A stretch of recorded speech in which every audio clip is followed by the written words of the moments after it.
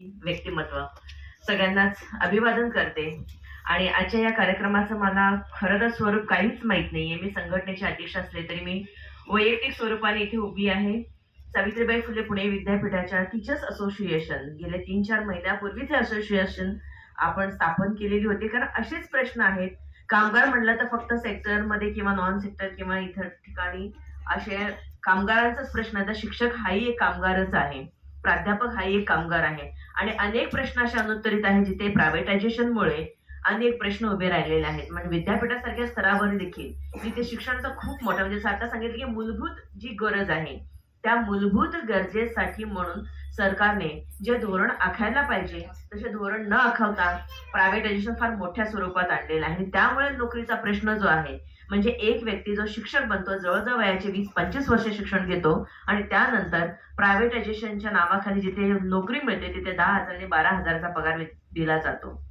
मग जिथे मूलभूत गरज शिक्षणाची आहे, देशाला एक नेतृत्व करणाऱ्या नेत्याची गरज आहे, जिथे शिक्षण हे मूलभूत पाया आहे परिवर्तनाचा, तिथे जर आपल्याला गुणवत्ता राखायची असेल तर उत्कृष्ट शिक्षक देणं गरजेचं आहे. आणि उत्कृष्ट शिक्षकांसाठी त्यांना त्यांच्या गरजा किमान भागतील इतकं तरी पगार देणं गरजेचंच आहे.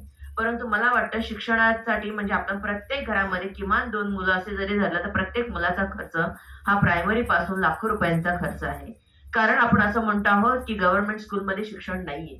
मग हे गव्हर्नमेंट सेक्टर जर त्याची गुणवत्ता ढासळली आहे याचं कारण नेमकं काही आहे. याच्यासाठी आपण खर्च करायला नको का? याच्यासाठी आपण धोरणं आखायला नकोत का?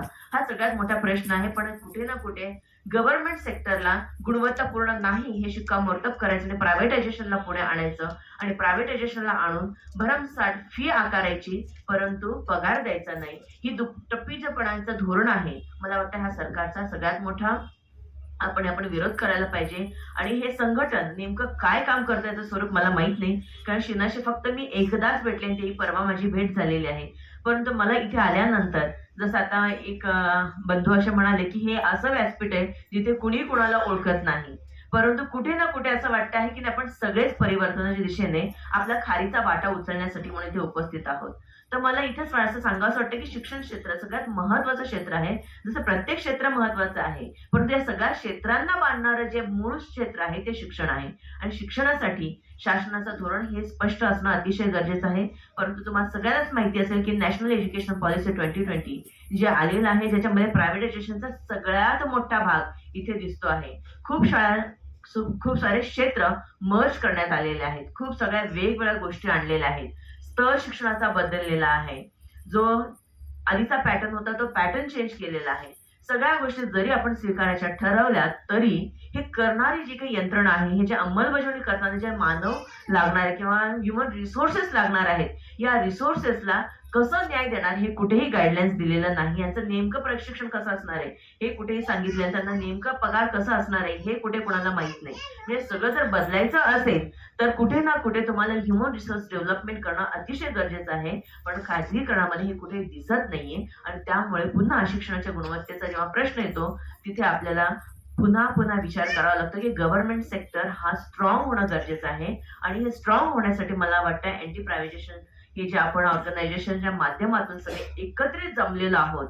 कुठे ना कुठे ही सगळीच पूर्ण देश एका प्रायव्हेटायझेशनच्या झोनमध्ये जात असताना आपण विरुद्ध दिशेने प्रायव्हेटायझेशनच्या अँटी प्रायव्हेटायझेशनच्या या मोहिमेमध्ये या चळवळीमध्ये या आंदोलनामध्ये भाग घेतो आहोत. तर मला असं वाटतं की आपली ही प्रायर काय म्हणून आपण रिस्पॉन्सिबिलिटी असली पाहिजे की नेमकं माझ्या क्षेत्रामध्ये प्रायव्हेटायझेशनमुळे काय बदल होणार आहेत, काय वाईट असे परिणाम आपल्या पुढच्या पिढीला भोगावे लागणार आहेत हे चित्र कुठे ना कुठे समाजामध्ये दिसणं गरजेचं आहे. आणि हे चित्र दाखवण्याचं हे अवेअरनेस क्रिएट करण्याचं काम जे आहे मला वाटतं हे असोसिएशन किंवा हे ऑर्गनायझेशन करत असणार आहे आणि ते नक्कीच करणार आहेत.